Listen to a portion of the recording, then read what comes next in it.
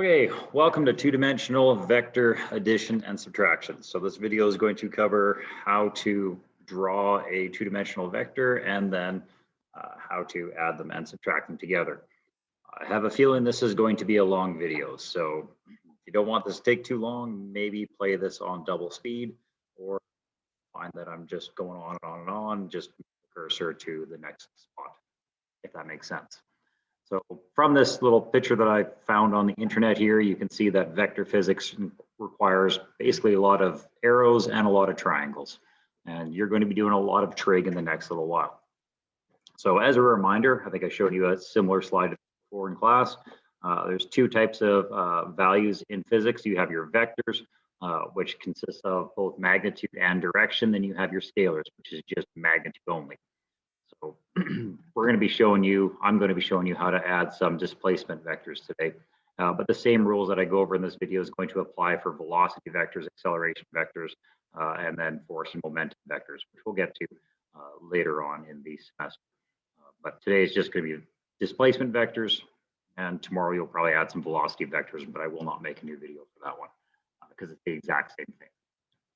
So moving forward, remember that vectors are arrows. Typically, we would represent our vector as some kind of scaled out little diagram here, like so. If I had a vector that was a displacement of 5 meters to the east, then I'd probably just draw my ruler, use a nice simple scale, saying every 1 centimeter is equal to 1 meter, and I draw my vector like so. Remember, vectors have to have arrowheads, otherwise you're just drawing lines. So in the past, especially in grade 10, we focused was on mainly just one-dimensional vectors. We call those collinear vectors. And so then you're just only adding east with east directions or east and west directions together. And then we could just make west negative, or we can make east negative, and addition was and subtraction was not so bad. Likewise for north-south. So we were only along one plane field. Now with two dimension, we're going to add our x component with our y component, or our east with our north, or east with our south, or so on and so forth. We call these non-collinear vectors. And that typically means we're going to get angles in a lot of our answers. So there's two ways to represent this angle right here. You can either call it measured from the east axis, going down 60 degrees to the south. So that's talking about this right here. Or we can call this guy from it's just a measure of 60 degrees south of our east axis. So there's two ways of writing it. I mainly stick with this one whenever possible because I think this one makes more sense to me. But you might see this every once in a while as well. So by and large, if you see the letter first, then that's the axis you're going to want to draw from. If you see the number first, go to the far letter, and that's the axis you want to draw from. So it's just two different methods of writing the same thing. I, of course, could have just skipped this north, south, east, and west nomenclature and just used Cartesian coordinate form. And so Cartesian method basically is just going to measure everything as though 0 is always to the right. And so with Cartesian coordinate system, you basically have your quadrant systems, quadrant 1, 2, 3, 4, and then any angle is just a measure from my x-axis going to the right always. So that's kind of the difference between navigator method and Cartesian method. Navigator method you would definitely use if the question gave you north, south, east, and west to begin with, then stay in that navigator method. But if you're going up in the air or down to the ground, if your elevation has changed, well then north and south, east and west isn't really something that's going to work out for you. And so that's why you maybe want to use the Cartesian method. So your Cartesian method, your angles would probably be something large, especially if you're in quadrant 3. So keep in mind that there's two different ways of writing the same thing. If I give you the Cartesian method values, in other words, if I give you two vectors that don't have north, south, east, or west in it, then you have to stick with this system, right? Don't just automatically switch over to the navigator method. So component vectors are another thing that you'll have to be familiar with. So any vector in two dimension can be drawn as essentially a triangle. So if I gave you some vector, let's call it maybe 150 meters at say a 37-degree angle, I'd probably draw it like this, going starting from my origin here, draw my vector arrow, and then recognize that I can change that into an x and a y component. So components would just separate any hypotenuse into its x and y value. So you'd have to use your SOHCAHTOA, if you will. So the way I write it down is I write it down as my opposite side, my adjacent side. So this x right here would be the adjacent side to this angle, multiplied by the hypotenuse times cos of that angle. My opposite side here, this ry, so that's my opposite of this angle here, be written down as my hypotenuse times sine of that angle. And then of course your tangent of that angle theta is just your opposite side divided by your adjacent side. Often the opposite and adjacent will be the y value divided by the x value. It'll work out that way a lot of the time, but that's not always going to be a guarantee. And then of course, if you remember your basic right angled triangles mathematics, then to find, if you had the component value for x and the component value for y, you can just use Pythagorean theorem to find the hypotenuse. So that's just kind of a quick little review of basic right angled triangle math, what that looks like in physics. So again, I'm just going to use that random example of if I gave you the vector 150 meters at a 37-degree angle, I could write it down like this, saying that my vector here, I have a position of 150 meters, 37 at a 37-degree angle.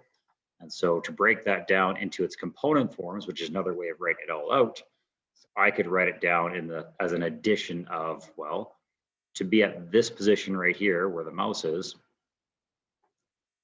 to get there, I can either walk straight there, or you can think of it as I can walk 120 meters to my right and then walk 90 meters up, right? Or 120 meters to the east and then 90 meters north. And so I can write that down in something known as component form. So component form uses unit vectors. It separates everything into an x value and a y value. So that would be just pointing out what the adjacent and opposite values are for that triangle. And so in vector component form, they like to use these little symbols, I with a hat and then J with a hat, to indicate the X and the Y components. Why don't just use X, Y components? Well, X would be the actual number and Y would be this guy's number as well. So if you get into the third dimension, you'd add K with a little hat, but we'll get to that when we get into magnetism later in the year. So just some new nomenclature for you to kind of digest. It will seem confusing at first, but once you do a problem or two, you'll think it's not that big of a deal. So we're going to do this problem to start off with, just a random little example here. We're going to draw the 6-meter vector south 27 degrees to the east. We're going to draw the 7-meter vector east 30 degrees to the north, and I'm going to show you how to add them. So when you add vectors, recognize that every vector given to you can be represented, every two-dimensional vector, can be represented as a sum of its x value and its y value. And so that's where I draw it in as such. You don't have to do this step here, but this is where my end goal is going to be. I cannot just add 6 and 7 and get 13. I'm definitely not going to just add those together and get 57. Right? So I have to actually convert it into a sum of its x values and a sum of its y values when I actually add two vectors together. So scrolling down, let's actually add them together. So on your piece of paper, you'll probably want to get yourself an origin drawn anywhere on there. And we're going to draw the first vector, 6 meters south, 27 degrees east. And then after that's done, I'll quickly draw the 7-meter vector east 30 degrees to the north. I'll go do this one slow, I'll do the other one fast. So start off with, well, you'll need a protractor and you'll want to measure out 27 degrees. So 27 degrees, obviously from down here, 10, 20, almost 30. That'll put you right about there. And so you move your protractor out of the way, get your ruler involved, and draw. If we get this to scale, my scale is going to be for every 1 centimeter. We should have 1 meter. Now, again, if I use a velocity vector, 1 centimeter can easily equal to 1 meter per second. So that's not a big deal. But the methodology would be the exact same. So I draw that out, measure it out, label it. So I'll label out my angle. I'll just label this. I can either call this 6 meters or I can just call it position 1, which is obviously one way to do it. I'm going to not write down the numbers here. Recognize that this vector can be drawn as an x value and a y value. So if I draw my y value first, then my x value second, doesn't really matter which way you do it. The only reason why I'm drawing my y value first is because my angle is measured from my south axis. So therefore I went south 27 degrees towards the east. So If I usually like to measure from my x-axis first, but because it was given to me as south 27 east, that's why I'm drawing y first and x second. Next, I need to find the actual mathematical values for my y and x. So I'll start off with x. X would be the opposite side. And so since it's the opposite side, I'm going to want to use the hypotenuse times sine of the angle, since it's the opposite side. And so using the hypotenuse, I know the hypotenuse is 6 meters. So again, typically this will be the hypotenuse. There's no other way around it. That's going to be the hypotenuse given to you. And at that point, since I know x is my opposite side, I'll just multiply by sine of 27, and I'll get approximately 2.72. And just as a little aside, since it was given to me as 3 significant figures for this question, I'm only going to really show you 3 significant figures here. But generally speaking, if you're doing trig, you should definitely keep all the digits in your calculator whenever possible, because very often if you round trig too soon, it's going to give you completely different answers. If you don't have a scientific calculator that has a large screen, so like your TI Inspires or any kind of TI-80 1, 2, 3, 4, 5, those things can actually store numbers very nicely. If you've just got a small screen calculator, maybe keep about 5 digits rather than just these 3 digits that I wrote down, just as a general rule, because trig is a perfect ratio, so you don't really want to round those if you don't have to. We'll do all our rounding, major rounding at the end, but like I said, in this little video here, I'm just going to keep with 3 sig figs when I display my answers. After you get your opposite side, so that's your x, find your adjacent side. So this is giving me my y. So I'll just take the hypotenuse times cos of 27. 6 meters times cos of 27 gives me about 5.346 or something like that. So I round it to 5.35. So that's my x, that's my y. Next, do your second vector, the 7 meters east, 30 degrees to the north. Now I'm just going to draw this quickly. 30 degrees east, 30 degrees to the north. That means I'm measuring from my east axis going up 30 degrees towards the north. So I just preemptively drew this ahead of time, right? It is drawn to scale. If you want to see it drawn to scale, you can see that that's roughly 7 centimeters there. So this thing is good to go. Do the exact same thing. We're going to want to find our x value and our y value. Because I'm measuring from my east axis, now my x value is my adjacent side. And so therefore, I'll use the equation for my adjacent side, which is x here, is the hypotenuse times cos of angle theta. And to find my y value here, it's my opposite side of that angle, multiplied by my hypotenuse times sine of the angle. So I'll just quickly run that through. Right, you'll just plug that all through your calculator. You can pause it here if you want to do it yourself and double check. But you should get 6.06 meters. If you measure that out, your ruler would probably just say 6 centimeters. And you should have 3.5 meters in the vertical. If you put your ruler down, you'd probably measure 3.5 centimeters. Right, so there's your x, there's your y. Now next, you're going to want to take all of your component values and actually plug them in up top here. So we're going to go back to this little system here. We're going to convert this polar vector into what is known as a rectangular vector. And so the rectangular vector is just showing the actual component forms in the x and the y. So we're going to write those down. So when I do write them down, recognize that my x value here for my 6 meter vector is going to the right. So that means it's going to be moving to the east. I'm going to make east positive. I'm going to make north positive. So that means when I write down my y value, I can see with my vector arrow, it went down. So that means it should be a negative 5.35 meters. I typically won't write them down as negatives when I'm doing my math because I can see over here the arrow is pointing down to the south. So that's enough for me to know it should be going south. So when I actually plug it in up top, I'll write it down with my x value, 2.72 meters with the I hat plus negative 5.34 meters with the J hat. So this negative again implies that I'm going south. I can even look to the actual question as a reminder. Since I have south, that means my y value should be negative. Since I have east, my x value should be positive. I will often default into, can't draw a straight line with the mouse. I will often default into north and east to be positive values. You don't have to, it's just that's typically my default. So I think of just your Cartesian coordinate system, and in quadrant 1, x and y are positive. So it's the same deal when I get down to my navigator method here. So I've got my first vector written down in component form. My second vector, I'll do the exact same thing. So I'll just write it down. It was 6 meters. I'll scroll down again. It was 6.06 meters in the X. It was 3.5 meters in the Y. And so I'll just write it down as such.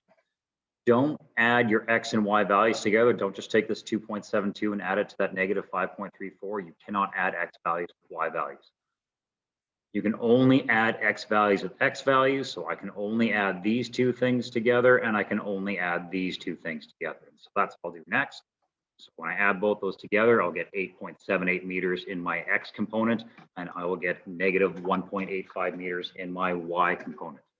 So that is my X, that is my Y, that is my resultant vector. So that's going to give me the two values I need to draw my resultant vector. So if I scroll down,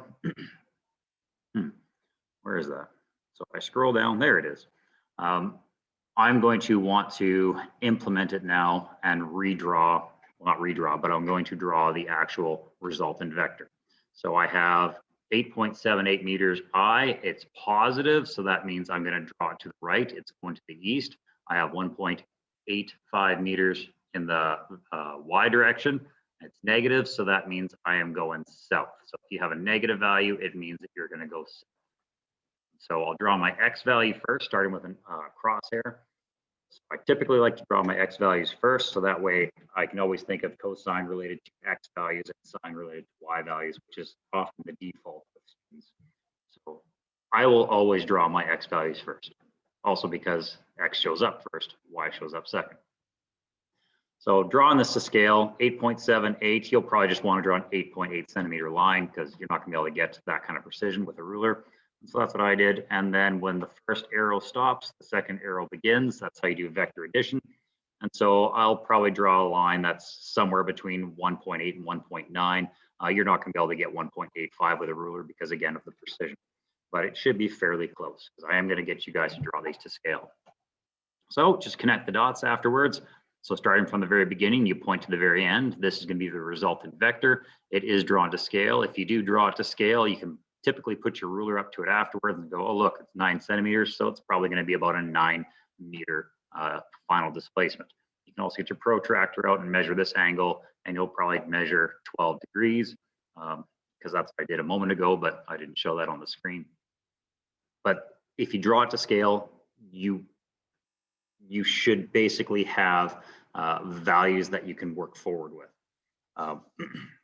Your math will agree with you if you did it all to scale and you did it properly. So I'm going to focus on the math side of things though. So once you have your X value and your Y value, the rest becomes finding that angle and the hypotenuse. So that is just done by taking the inverse tan function to find angle theta. So that's the opposite side divided by the adjacent side. And more often than not, if you draw your X first and your Y second, then it's going to be your Y value divided by your X value. And if you plug that through your calculator, and again, I use positive values when I do my trig. I recognize it's going down. I recognize this is negative, but when I do trig and Pythagorean Theorem, I typically just use positive values.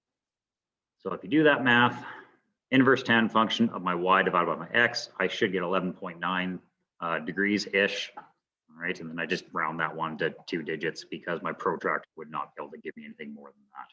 So I'll call it 12 degrees. Next, you do your Pythagorean theorem. So c squared is equal to a squared plus b squared, or in this case, my final displacement square is equal to its x component squared plus its y component squared, which is why I have it written slightly different than c squared is equal to a squared plus b squared. So at that point, you would just plug your numbers in, and I'll just whip through that quickly. Don't forget when you square your numbers, you're squaring the number and the units. That's why in this step here, I have it as 80.6 meters squared, because after I'm done squaring this, all right, this will give you a number somewhere around 80. This will give you a number somewhere around 3 or 4. The unit needs to be squared as well. So from this step forward, all you have to do is just take the square root, and you should get this right here. About 9 meters, and I said I measured 9 centimeters, so I would say that that's pretty bang on. If I'm 0.02 off from my ruler versus my math, I'm happy with that. So this is the actual value here. I believe it was 8.979, I think, but rounded up to 3 digits in the end. That's good enough for me. So that is my magnitude of my final displacement, and this is my direction. So to write it in a final polar vector format, I would have to write it down like this. So that's the magnitude and its actual direction. Since I drew the x value first, I'm going to want to write it down as from my east axis. So from my east axis, I went down south by 12 degrees. So if you draw your x value first when you're doing your final component vector, then your final angle that you're going to measure is always going to be from the east or west axis. So that's kind of a good way to remember. Now, whenever you look at some of your answers in the answer key, every once in a while, the answer key will give you a slightly different angle answer. And odds are good that's because they went in the opposite direction. Sometimes the answer key likes to be difficult, and it might have given you the angle from the south axis. So if this is 12 degrees here, then this is going to be 90 minus 12, right? So this is going to be a 78-degree angle from my y-axis. And in that case, sometimes the answer key might say it's from the south axis, 78 degrees towards the east. All right, so when you're doing some of your work and you check in the back of the book and you go, oh, you got your magnitude right, but your angle's wrong. Just check to see whether or not the two values, their value and your value, add to 90. If they do, that means you probably calculated the correct angle, and just check to make sure that you're measuring from the correct axis. Right? I don't need you to change it over from east 12 degrees to the south. So it says south 78 degrees east. This is an exam. I'll mark them both correct. I'm not that picky. So from there is a different way of doing this. You can rely on some of your grade 10 math. You probably learned about the laws of sines and laws of cosines. So laws of cosines, law of sines. And so that is perfectly fine to do it that way. What that would mean is, so I've got all three of my vectors that I just drew on the previous page for you, and I'll show you how to do it, just having everything pre-drawn.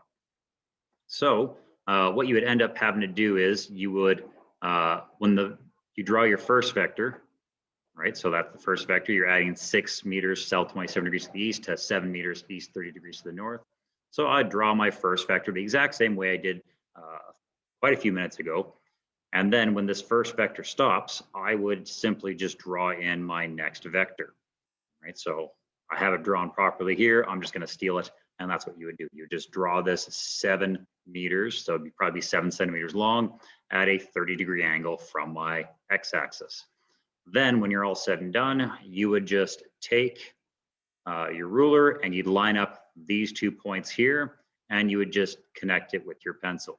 And as you notice, by taking the exact same vectors, they line up. Right? You're a little bit short, but they do line up. We have a complete triangle. So you're going to end up drawing a triangle. It's not going to be a right triangle a lot of the time when you're doing it this way, and that's why you're going to have to use the law of cosines and law of sines. SOHCAHTOA and Pythagorean theorem only works if you have a right triangle. So if you just connect all your vectors together and make one big triangle, you're going to have to use the law of sines and cosines. And sometimes it's a quicker way of doing things. Sometimes it just gives you false answers. For instance, the law of sines will only ever give you, when you do the inverse sine function, it will only ever give you an angle less than 90, even if you have an angle of, say, 100 degrees. Your calculator will tell you your angle is 80 degrees. So that's something you kind of have to keep aware of. So going one step further, I won't actually walk you through law of sines and cosines. But what we're going to have to do here is basically recognize that this is south 27 degrees to the east. So you probably draw that in there. This is 30 degrees, east 30 degrees to the north. So we would need this angle right here. And essentially you would just do that from, well, knowing if that's 27 and this is 27, if this is 30, then that is 60. So in here you'd have an 87-degree angle, right? And so that means you know your, this is 6 meters, this is 7 meters, right? So if you know two sides and the angle between them, that's your law of cosines. And so that should spit out your value of roughly 8.98 if you actually do the math, okay? And then when you do your law of sines, your law of sines is only going to give you this angle right here. So that's not how you represent your final answer. You need to represent your final answer either from your x-axis or your y-axis. right? So one of those two black lines. So that's just some angle figuring that you'll have to do afterwards. So the last little bit, which I'll do fast, is what happens if I ask you to subtract two vectors. So I'm going to use the exact same two vectors before because I have the work pretty much all done already. And this is just sort of you basically do the same thing. So suppose I ask you to subtract these vectors rather than add. The only different thing that you do, right? So whether you're adding or subtracting, you're going to set up your component vectors the exact same way, right? So it doesn't matter if I say add or subtract, you're going to do this step. I usually prefer you to do this step because typically when we get into forces, it's always better to know how to break things up into X's and Y's. So the big difference is once you get to this point right here and I say, hey, subtract the vectors, you literally just change your addition symbol to a subtraction symbol. 2.72 meters in the X minus 6.06 meters in the X gives you negative 3.3 meters in the X. Negative 5.34 meters in the Y, subtract 3.50 meters in the Y gives you negative 8.85 meters in the Y. All right, that's really all you do different. And these negatives tell me, this negative tells me that I'm moving to the west. This negative tells me I'm going to the south. All right, so that's pretty much the only difference. Okay, and then from there, once you have your new X value and your new Y value, well, you would just draw the new vectors. Oopsie. You would just draw the new vectors, right? I've got this pre-made. Walked you through how to do this a few minutes ago. I'm not going to spend like another 10 minutes of your time walking you through it again. It's basically the same idea. I would have just drawn the X value, then I would have drawn the Y value, connect the two together, and then just do the inverse tan function and Pythagorean theorem again. Right now, in this case, I would get west 69 degrees south for this angle here. And again, you can get a protractor involved, measure it all out. Probably would have measured this line with my ruler to be about 9.5 centimeters because I did draw it to scale. As far as drawing this one, would have made this one just 3.3 centimeters when I draw it to scale. So when you're drawing it to scale and you have to get rid of a little bit of precision, you might be off slightly. But that's kind of the main thing here, just only slightly off. Right? By the time you're done, it's like, well, you calculated that you should have roughly 9.45, but your diagram says it's 9. You've got some errors. As far as doing the law of cosines and sines when you're subtracting, so what you kind of need to do is you have to change how you diagram them. So if you're going to do this method here and use the law of cosines and sines, 6 south 27 degrees to the east minus 7 meters east 30 degrees to the north, you have to change this second vector. So whichever one you're subtracting, you have to change. So what you have to do is go back to maybe grade 7 or grade 8 when you're first learning about positive and negative numbers and recognize that any subtraction is just the addition of a negative value. When you have a negative two-dimensional vector, you essentially write it down as a positive, but you switch over your east to a west and your north to the south. The numerical value and the angle itself stays the same. It's your direction that changes. So the only thing that changed here with my little vector arrow here is I went from east 30 degrees to the north and literally just switched it over 180 degrees. That's all that happens when you subtract by a vector. You take the exact opposite direction, right? So with the exact same line, all I really have to do is just change the vector arrow direction, go to west and south. That's all you have to do. Just draw it back. It's west 30 degrees to the south. Then when you add them, well, you add them the exact same way. You start off with, I just copied and pasted my resultant from the previous page. So all you would do at this point is you would draw the first vector. When that first vector comes to a stop, you put your second vector on there, right? Now your new 7 meters west 30 degrees to the south, right? You would connect that together there at the end, and then you would just start from the very beginning and put your resultant vector in there. So of course, you would just draw them all separately. Oopsie, might have misdrawn them. And you'd have another final triangle. Once again, probably not going to be a right angle triangle. You would have to figure out your angles and do your law of sines and cosines again. So odds are good. You would know if this is 27 degrees there, then you would know that this is 27 degrees there. And so you would basically have to draw yourself a new origin, right? So you'd know what this is. That's 30 degrees there. And you'd probably have, what do we got here, 90 minus 27. This would probably be 63 degrees here. And if that's 30, then this whole angle would be 93. Okay, and then you can just do your law of sines and cosines. But do keep in mind this is an obtuse angle. Yeah, so obtuse angles become annoying when you do law of sines. And I think I'll stop this video here. I'm not going to walk you through this one mathematically because you're going to get the exact same result as the previous page. So at that point, I will say do your two-dimensional vectors. I think it's page 17, but that could be off. Maybe it's page 16, maybe it's page 18. Use your discretion. Two-dimensional vectors shouldn't be hard to find in that workbooklet. You have 15 questions. Try them. They will take time, as you can tell from this long video that I just made. So good luck. If you have questions about it, please send me an email and I'll help you as best I can.